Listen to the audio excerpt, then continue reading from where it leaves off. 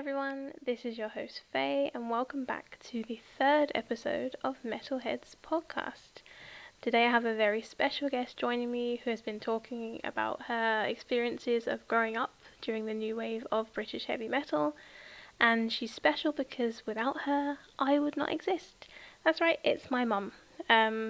She's really awesome. Metalhead. She's the reason I'm a metalhead. I really hope you guys enjoy. Share and like and comment and all that good stuff as usual. Follow us at MetalheadsPC on Instagram and Twitter if you don't already. And yeah, I hope you enjoy. Well, welcome to my podcast, Mum. Is that it? Yeah, I do an intro. I record like an intro before. Like I was expecting this splendiferous intro of it will be me going, all right, okay, that's enough. That's enough, darling. I just can't take any more praise. They'll be queuing up for the autograph for £5 a throw at this rate. Okay, welcome to my wonderful, serene, gracious keep it coming. Superwoman. Yeah.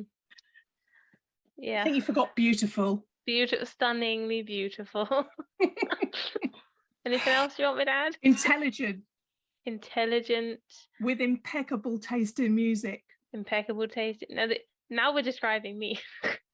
Yeah, right. Oh, well, we'll see. We'll see. Right, well. This is just going to be a giggle fest. We're not going to get anything talked about. The pair of us, we're just going to giggle our way through it, and it's going to make no fucking sense to anybody who's listening. They're going to go, what the fuck is this that I've happened across? Some old bint wobbling on about the 70s. Oh, God almighty, the 6% were right. The 6% were right. 6% were like, now we know it's going to be just. Although I suspect the 6% are having a little listen just to see if they were wrong. That's Hello, true. 6%. Yeah, so the 6% that voted no to my poll. Yeah. Twats. They don't know what they're missing.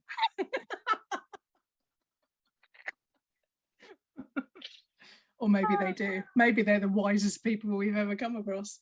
Who knows? We'll see. I dare say we'll know in about an hour's time. Oh, God. Come on then. It's been like 5 minutes. Yeah. So I will start out by asking you what I ask everyone, which is just to explain a little bit about how you got into metal music in the first place. Oh, I thought you were going to start out with the flavoured condoms. No, that's later. Okay, right. You asked everybody else about flavoured condoms, so I thought, right, okay, come on then. Yeah, that's later on. Don't worry. That's later, right? Okay, all right. I'm messing with your mojo. Okay, so ask me the question. Are you that old?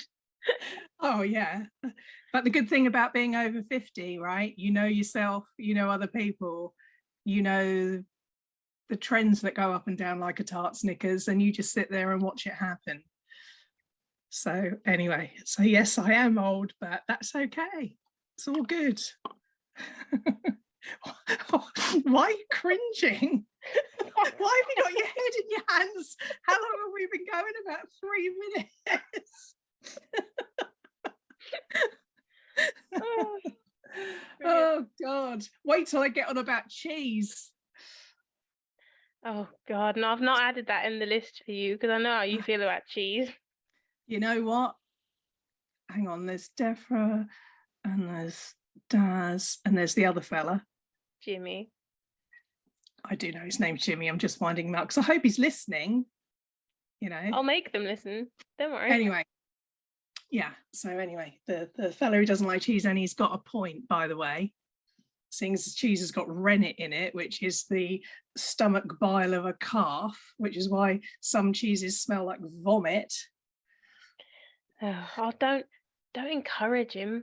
No, he's got a point. If someone's got a point, you've got to give him kudos for it, because he's bang on the money. Not so much with the cheesy crisps, with cheese and onion and cheesy puffs all over them, but your actual rubbery, nasty cheese, especially with added mold. Bile and mold.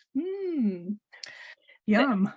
I'll have bile and mold on toast, please. Yum. Okay. But he's taken it. He doesn't even eat pizza. Imagine life without pizza. Well, I have to go into full-blown denial to eat a pizza or anything. I just can't allow. When my mind goes off into, oh God, this has got a stomach bile in it, I have to just stop myself and just say, no, stop. Do not think about any of it. Just eat it and enjoy it for what it is. Mold. Anyway, we've gone off on a tangent already. That's what I'm saying. Animals, kids, and parents. You can't work with them. Oh my God. Right. Behave yourself, Bum. Come on. Pull yourself together. Right. Are you ready? I'm together. Right. It's you that's being wholeheartedly unprofessional. It's my own podcast. I'll do what I want. Good. Excellent. That's the correct answer. Again, I will ask you what I ask everyone. I'll listen this time. Yeah, carry on. That does help. What got you into metal music in the first place? Got me into metal music? Yeah. Okay, can I just say at this point, all right, I will answer the question. It's logged in my brain, but I'm just going off a small tangent. All right. I am a Rush fan. I'm a Rush fan through to my very core. If you cut me in half, I'd have Rush written through the middle of me. Okay. My mind, heart, and soul is wholeheartedly Rush, without question. Okay. But for the purposes of your question, I will scroll back through the mists of time. And what got me into listening to that type of music as opposed to the Bee Gees and ABBA and all the other crud that was going about? Well, it wasn't crud, it's all right in its time, but I heard Axe Attack, the album. So we're doing a school play and some boy was there with his tape player while we were waiting backstage, or I don't know, having makeup done or whatever the fuck we were doing. And he was playing this and I was thinking, what's that? And he said, oh, it's Axe Attack. And I'm like, what? And yeah. Anyway, I heard a bit of it. I heard enough of it to pique my interest. You won't like it, you're a girl, which I thought, just, yeah. And I said to him, right, can I borrow that for the weekend? And he's like, go give it back. And I'm like, yeah, I'll give it back. So anyway, I spent the whole weekend listening to Axe Attack, which would have been probably my second year of high school, which would have been about 1980. And it was just a mixtape of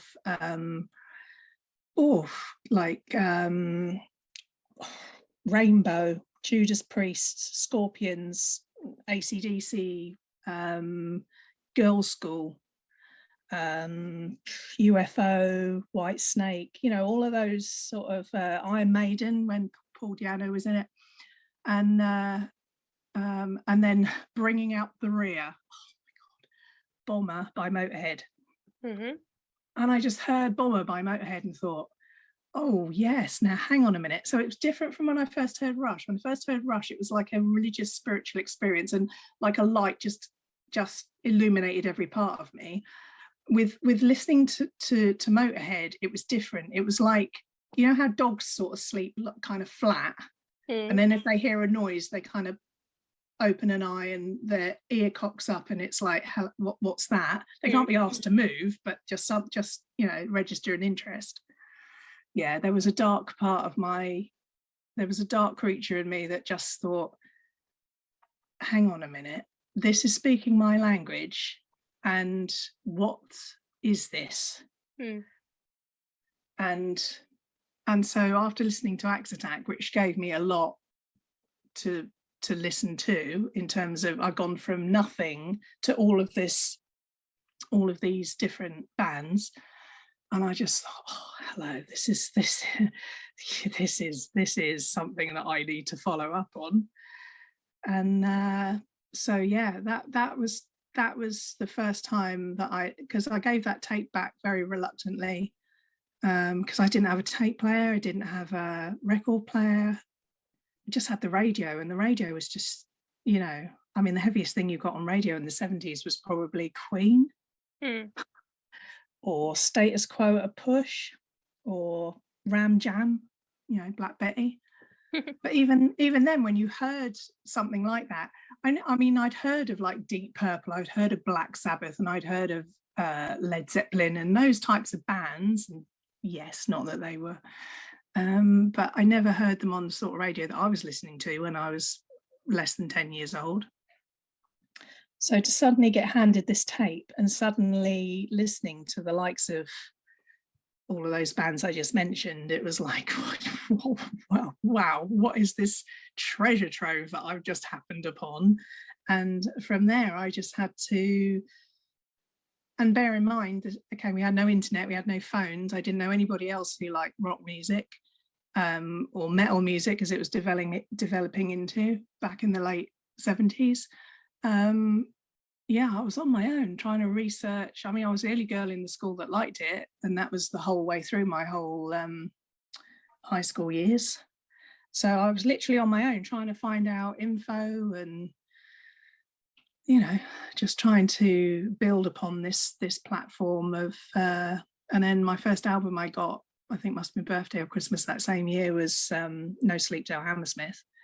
Might be a bit fuzzy on my dates, but around that time, that was the first album I got, was No Sleep Till Hammersmith, and then the door was well and truly opened, and I was like, oh, because the same year, Exit Stage Left by Rush, which is a live Rush album, was also out, and so I had 2 live albums, and I was thinking, oh my God, there's not only this music, why has nobody told me about this before? Because it's speaking directly to me. It's also played live, and you just hear that well, everybody who's ever been to a live concert, it's like a spiritual experience of everybody is feeling the same energy and the same love, and it's just channeled, and you can just, it's almost like you could surf on it. Yeah. And it's just, and I just heard that on those 2 live albums and thought, all right, okay, I need to get more of this music. I need to know where it's coming from. I need to hear like all the different bands. I need to know all of everything about everything. And I just became obsessed. Does that answer your question? It does. Probably more than you needed. Right, thanks, Mum. Bye. Yeah, we're done now. Bye. yeah. Thanks for that. That was really boring. Bye. What was the first like metal album you ever owned? Depends what we're defining as metal. Well, because you have to remember also, sorry to keep doing this, but the evolution of music from okay, so my school years were 79 to 84, and just in those 5 years there was an enormous difference in what I started off in 79 before the new wave would have been rock.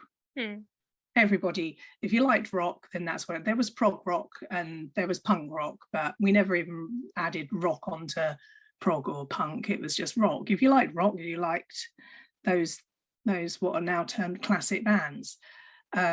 So if in our day that you then went through that kind of classic rock, and that was at its peak, Saxon, Motorhead, Tigers of Pantang, the whole gamut of new wave, and then around, I don't know, 83, 84, you started to get you started to get the branching off. Yeah. And that's when you started to get what I would we called it thrash metal, what I would call as metal. Yeah.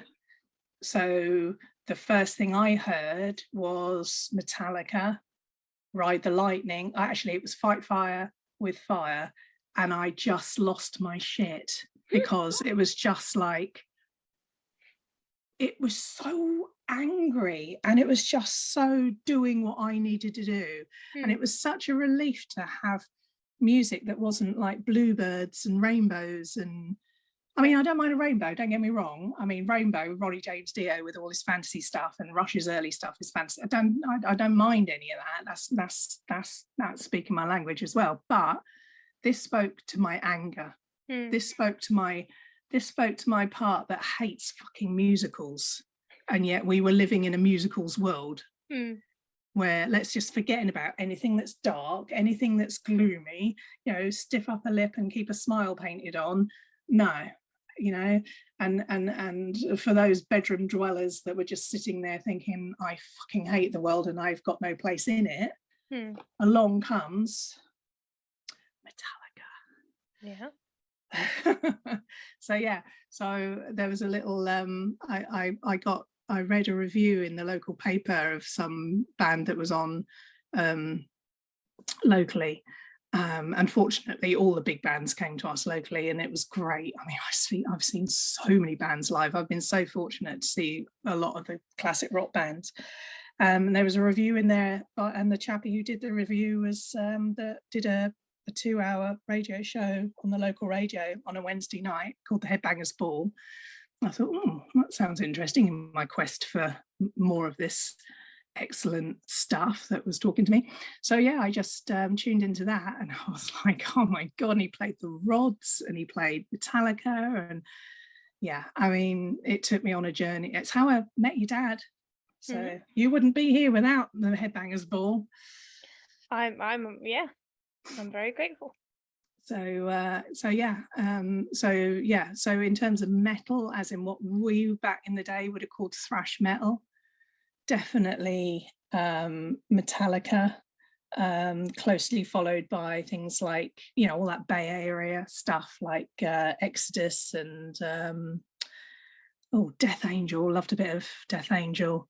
What else we got? Like Exodus, Testament, Anthrax and Slayer and all of those. Megadeth obviously later. So those sort of, what's the one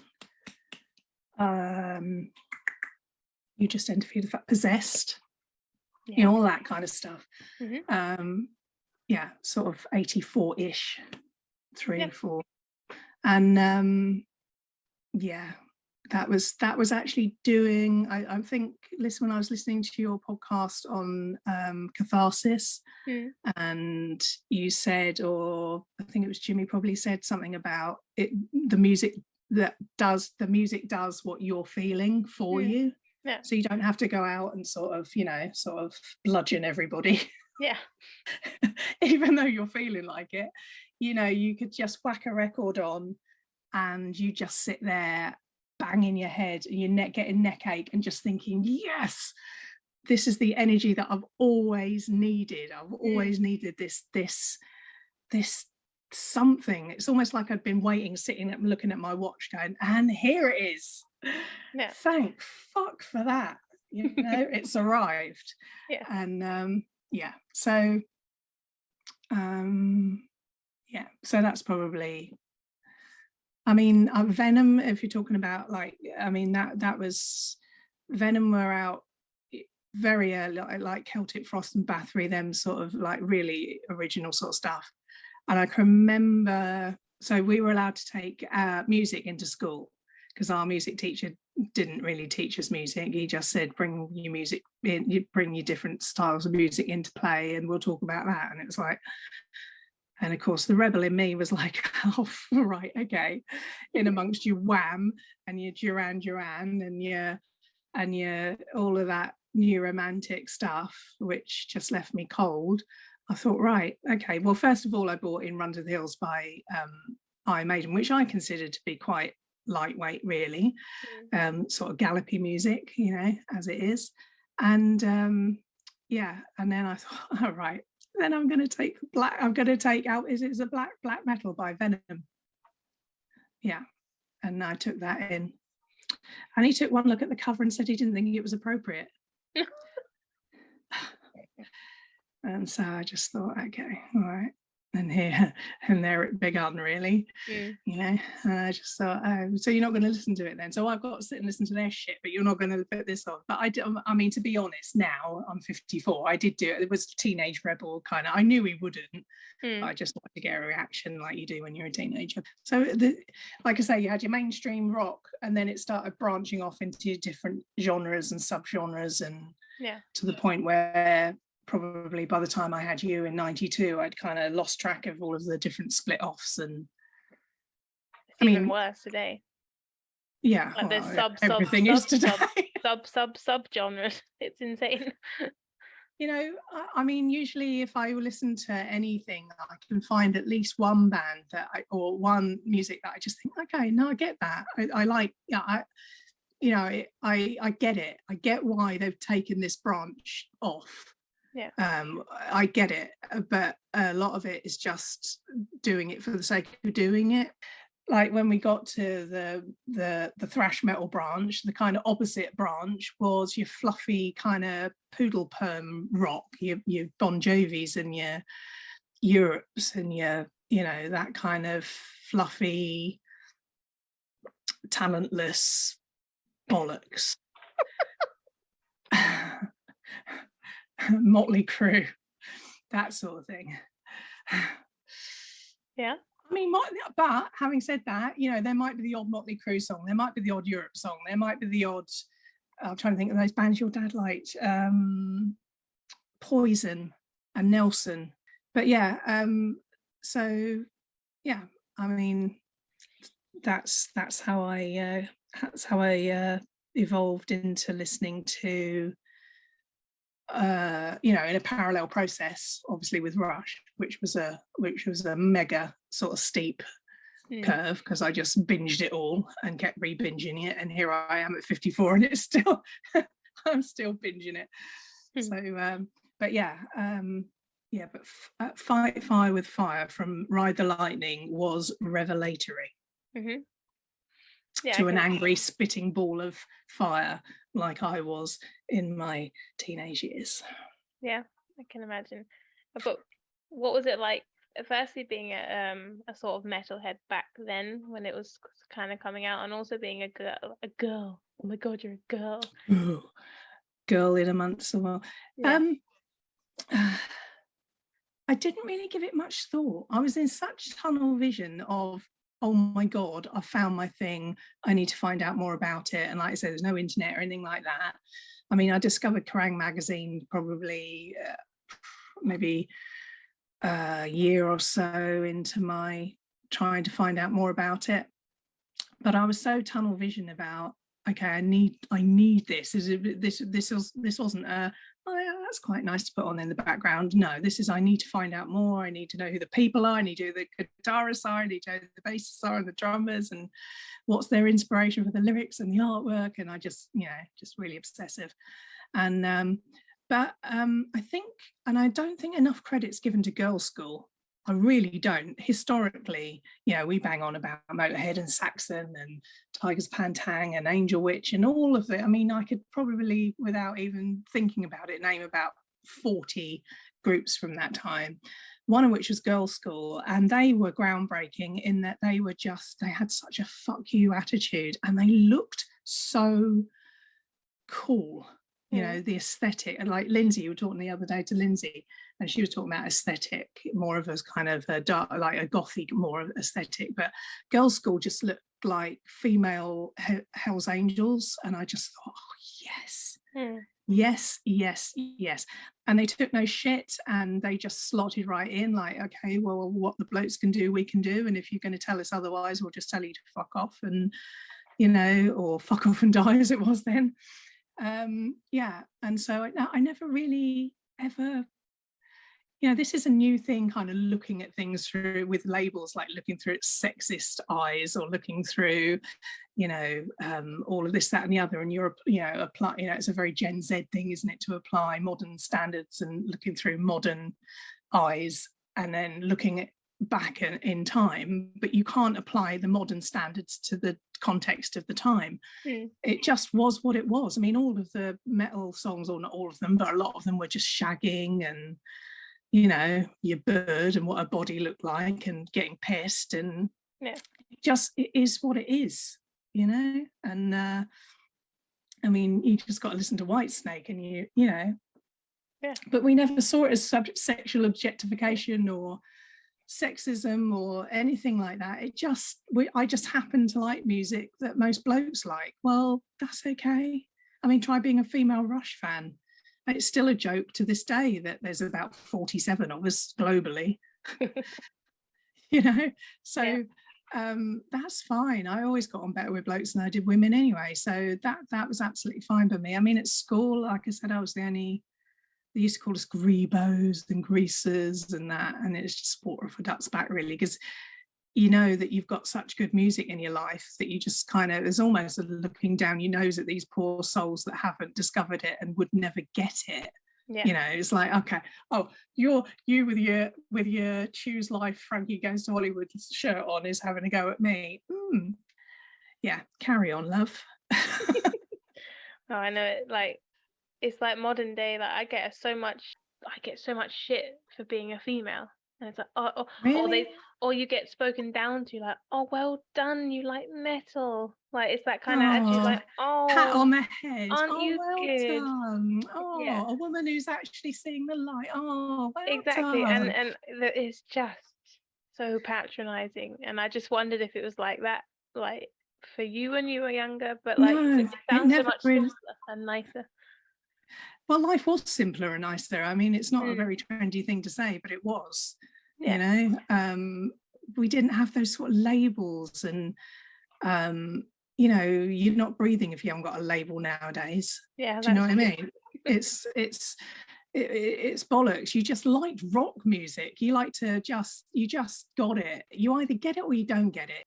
When Metallica et al. Came along, it was just a raw, dark beauty and reality that spoke to some people, and other people just didn't get it. Well, more fool them, and I pity them, you know, because they're missing out on something that's life-changing. And it's really difficult. It's really difficult to convey a new form of music to somebody of, and I hope I'm not patronizing you, but to somebody of your age. It's really, you know, so if, say for instance you suddenly had a bang on the head and you wanted to be into country and western, for instance, then you would know what you, generally speaking, you'd know what you were getting. Okay. And you had, so when with your new wave of British heavy metal, it was just an extension of Black Sabbath, Deep Purple, that what we used to, the term heavy metal wasn't there. It was just heavy music, you know. There were some changes and it got faster, and you know, with Lemmy playing his bass like a guitar, it sped up, and it got heavier, and the type of lyrics changed and everything. And so that was one thing, and that was absolutely awesome. But then it was a change again when, like I say, the Bay Area thrash came along, and you hadn't heard anything like it before. You just hadn't. It's like if a Martian landed and played us out his version of music, and you'd be standing there going, "What the fuck is this? I've never heard it before, but somehow it's speaking my language." It is that type of, what the fuck is this? You know, it was a crazy thing, and it's really hard to convey how different and how new and how well, yeah, kind of earth-shattering, really. It was just so new. It was so different, and it was, it had an energy all of its own. Because I can't imagine, like, because of technology and just like all these sort of subgenres, I can't imagine a totally new type of music being created now. Well, it's funny. I was thinking about that the other day. When's it going to run out? When is it going to? Because with the remakes of movies and films, when is it going to? When there seems no original thought, or a lack of original thought nowadays. And if every generation needs their new music, just because that's just from a psychological point of view, people don't want really to be the same music as their parents, generally speaking. I know you did, and I know Jimmy said that he did when I was listening to the podcast. He was influenced by his parents' music, but generations tend to need their own place to hang their hat that almost rebels against what the parents think and the rest of it. And if you're taking it to these genres and subgenres that you're talking about in terms of extremes, I would imagine there has to be an end point somewhere. Yeah. It's, there must be a limit at some point. I don't know, maybe that's the question for you. You're into your extremes. Do you think that we're nearing the extreme of the extreme?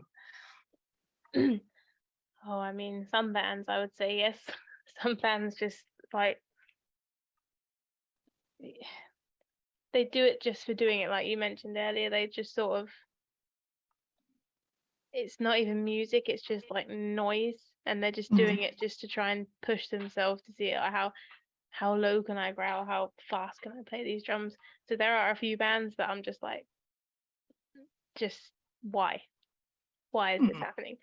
But I think there's a good future for death metal. I mean, that's what I'm mostly into, as you know. I think that it's got a promising future, but I can't wait to when your grandchildren grow up, see what kind of music's going on then.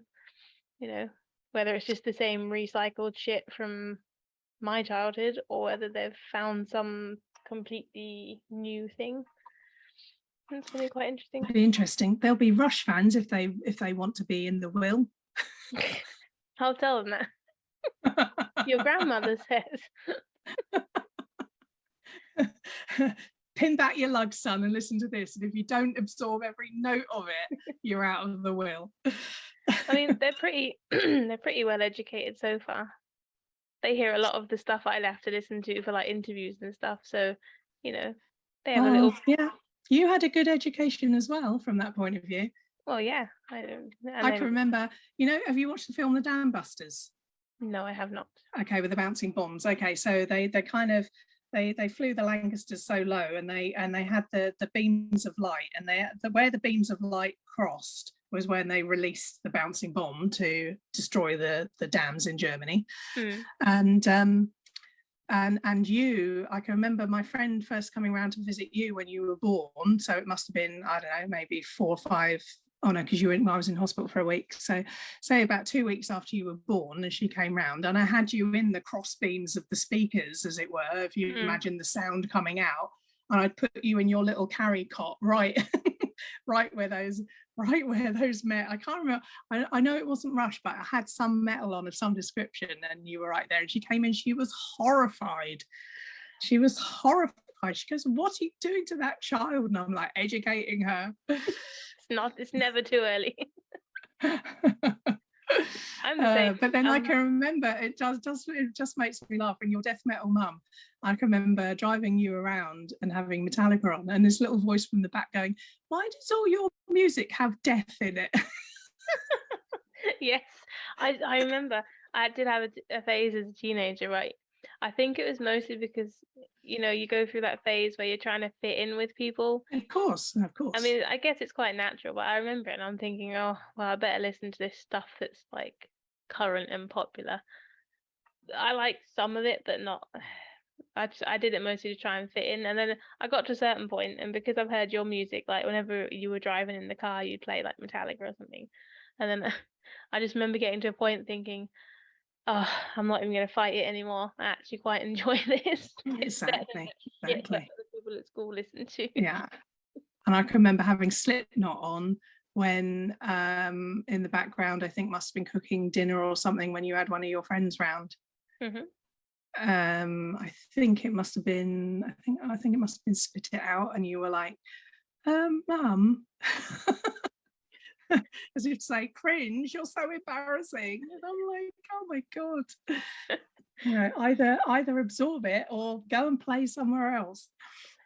Yeah, I'll be the same. I mean, that's my favorite Slipknot song.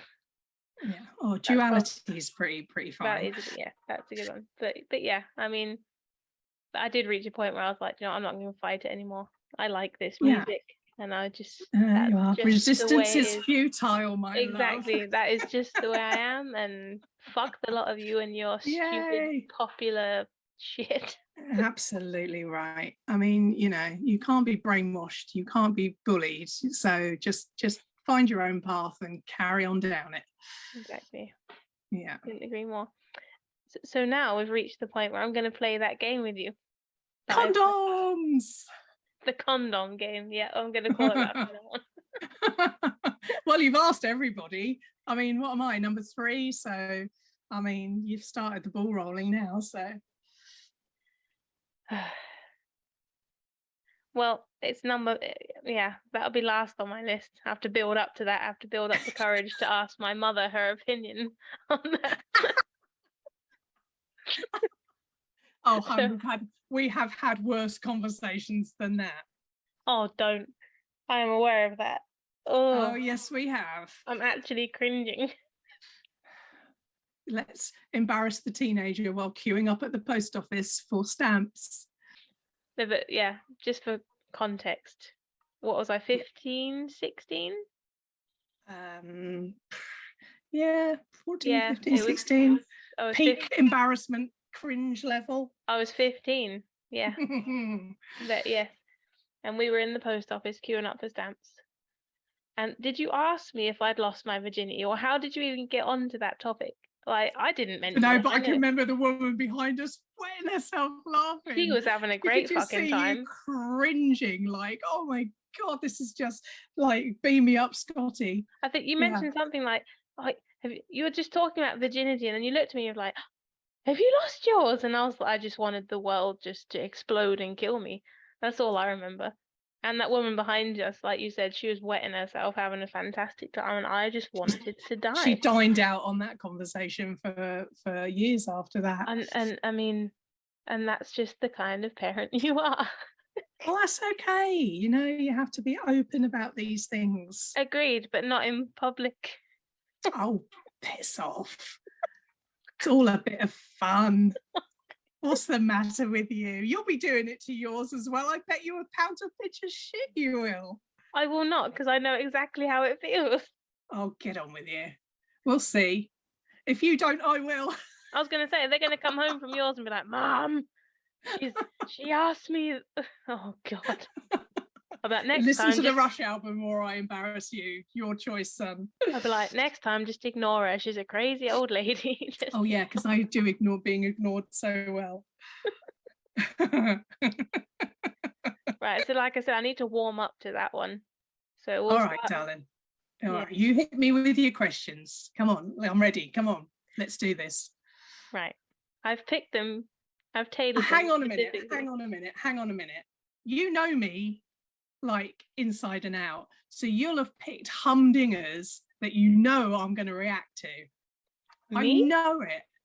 You're going to do me right over. I have maybe chosen some things that I know makes you rant and rave. Oh, Lord above. Okay, that will be religion for the first one then. Number 2 is Christianity. Right. Oh, fucking. Okay, all right. Okay. So Gen Z's number 1 then, is it? No, social media is number 1. Gift or curse? Okay. Gift or curse? World. Oh, how about a gurse? No, that's not in the rules. I make my own rules. I know you do, but piss off just for once. Behave yourself. My love, right. Okay, in case you hadn't reached this conclusion, rules are there to be broken. I am aware of this. I have lived with you and experienced it firsthand. But right Excellent. now, behave yourself and pick one. Behave myself. Okay, all right, I'll try. Social media. Yes. Oh God, I don't know. It's what I'd say more curse than gift.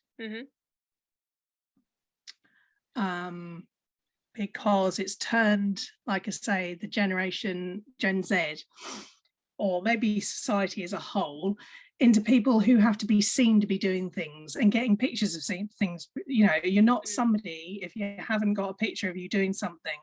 Yeah. And I think it puts an enormous amount of pressure on people to look a certain way, be a certain way, be seen to be doing what is considered to be the right thing. All of that stuff. It's to somebody of my generation who, generally speaking, I mean, you wouldn't know it from me chatting on here, but it's the silent majority. And you just look at these people or you hear of these people and you just think, fucking hell, what are you doing? It's all bollocks. And so from that point of view, I would say it's a curse.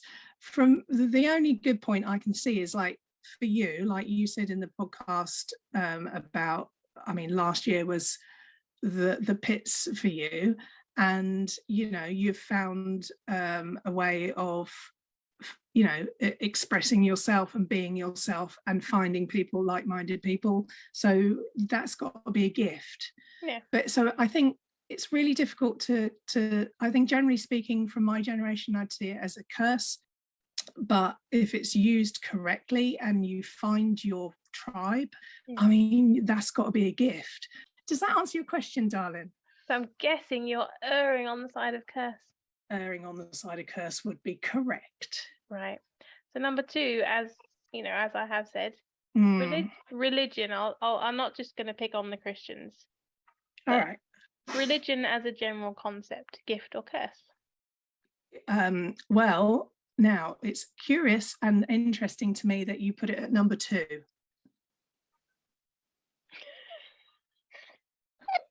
If you get me drift. I do. Okay. All right. As ever, you're very subtle. Yeah. Yeah.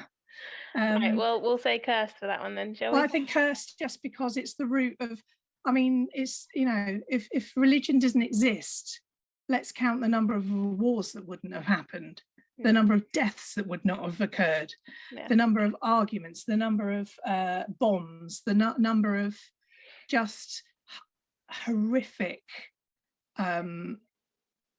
just humanity's worst crimes against themselves are usually got religion as an excuse somewhere along the line.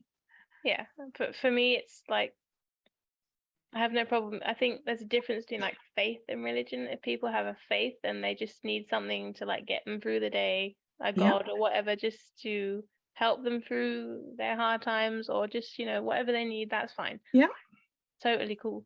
But the whole concept of religion and organized religion and praying and brainwashing, cults, all that kind of stuff, I just, curse. If I was going to answer, it's an absolute scourge. And you're right. You know, if somebody has a spiritual, you know, connection to nature, or maybe is a pagan, or, you know, it's just quietly going about their own business. They could be a Christian that you wouldn't know they were a Christian because they don't, like, they're not Bible bashers and they don't bang on about it and try and tell you that you should be. Absolutely, you know, do your thing, you know, do you. Absolutely no problem with that at all. You know, I hope you find everything you're looking for. It's the ones that use it as an excuse to then go on to do something horrific, with the excuse of, oh, well, I'm doing it because of this or because of that. That'll be a big fat curse. Number 3. Go on.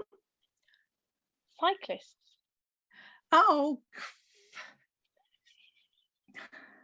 Okay, now you're trying to get me in trouble. I'll get cancelled. Your podcast will get removed. Do you know what? I don't care. Shortest podcast series ever. Yeah, 3 episodes, and it was too extreme. Okay, so I was on the dual carriageway yesterday, just minding my own business, and there's a cyclist, and they're always white, they're always middle aged, they're always male, and they've always got fucking lycra on, and he's cycling on the dual carriageway when there is a cycle path next to him. A metre to his left, there's a fucking cycle path, and he's on the dual carriageway causing mayhem. Okay, need I say more?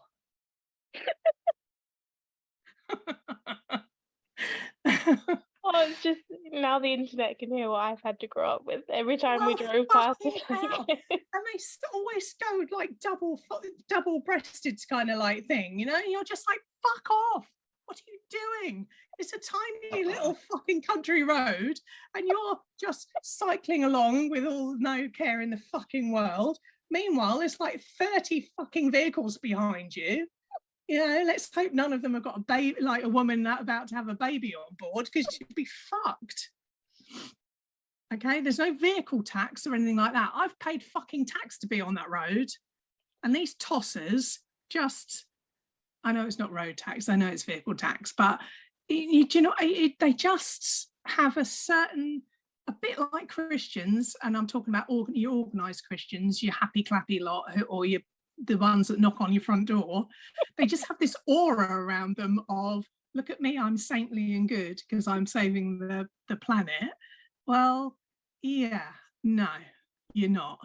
You're just fucking adding to the jail total because the people just want to fucking put an axe in your head or something.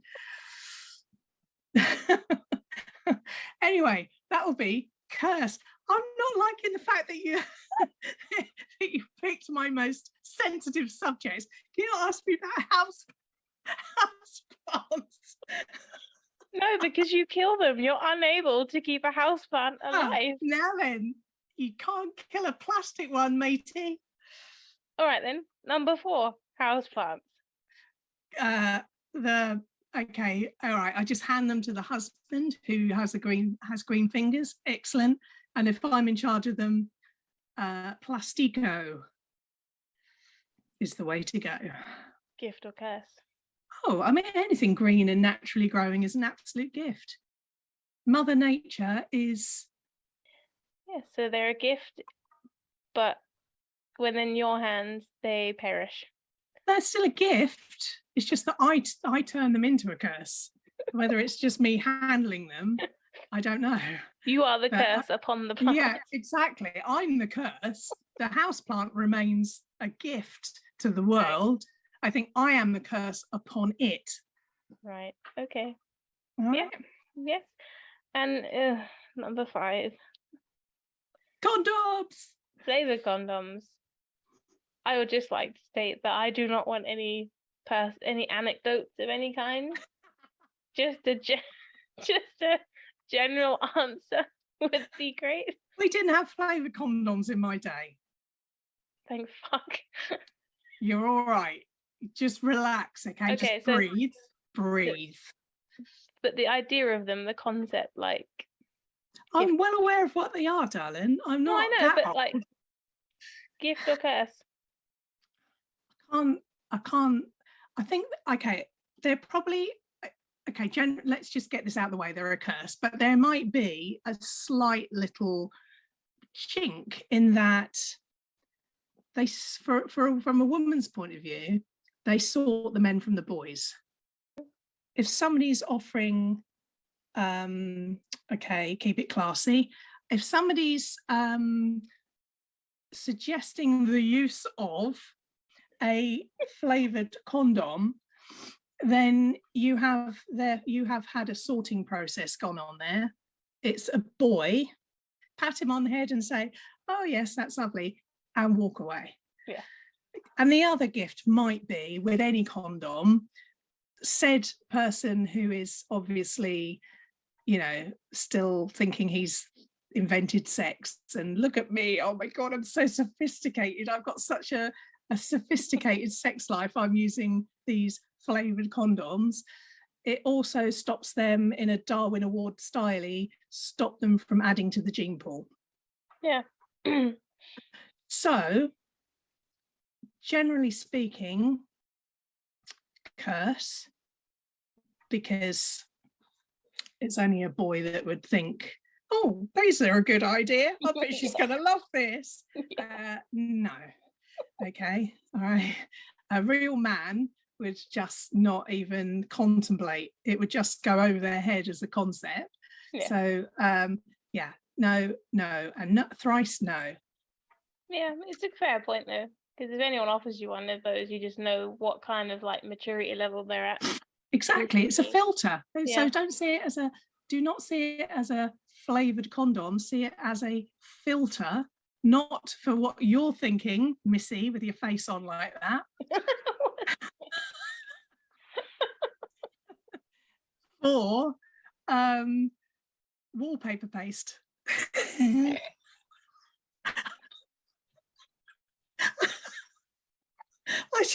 Sorry for the listeners, right? I'm looking at Faye and she's just like nonchalantly picked up her glass and is taking a swig of wine or whatever she's drinking. And I just timed, right? Oh, okay. I just timed it for when she just like was thinking of how to round this off, and just her head was in another place. And I just went, wallpaper paste, put that image in her head, and she nearly redecorated her room with my finger. I've redecorated my fucking laptop. Jesus Christ, Mum. Oh, do you know what, love? You're welcome. Oh, God. Anyway, yes, they're a filter. Man would not even go anywhere near it. If any male of the species suggests it, then you've got a boy on your hands. Walk away. Yes. Walk away. Just go bye. Sound advice. Bye. Sound advice. Thank you. Yes. Well, I think we'll round it off there.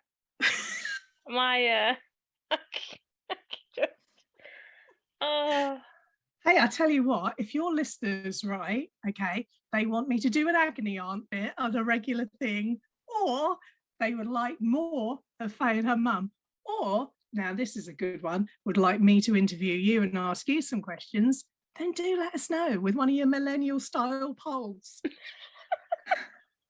With other good polls. Shall I have tomato sauce or brown sauce? Or hang on, I'll put a poll on Twitter. Shall I have a shit or a wee? Oh, I think I'll just go put a poll on Twitter. Shall I have cheese on this? Oh, no, I don't think I will, because it's bile and mould. I think I'll go with something different. Let's put a poll on Twitter. Right. If someone wants to hear me get interviewed by my own mother, and there will no doubt come some extremely ridiculous questions, then yeah, please don't let me know. Hey, I'm keeping myself to myself. Nobody can get to me. Nobody can get to me and tell me how shit this podcast was because I was involved. Nobody can have a go at me and say, God, you need to wind your neck in. No. Or your opinion was on religion or Gen Z or all the rest of it. We're cancelling you. But again, they're opinions. And to be honest, I think most of the people that know me and listen to my podcast will probably share your opinions. Hey, listen, if they've got the decency to listen to my bump and love her as much as I do, because they know she's a lovely, lovely person and she's intelligent and beautiful and she's got great taste in music, then they're going to be decent people. Let's be honest. Yes. I did have a quick scan through your Twitter and they look like a lovely bunch. Thank you for joining me. It's been very nice. It's been a pleasure, my love, and let's hope we do it again. Let's hope the listening public want more. More hashtag death metal grandma. Yeah, okay, if I have to. And yeah, there you go.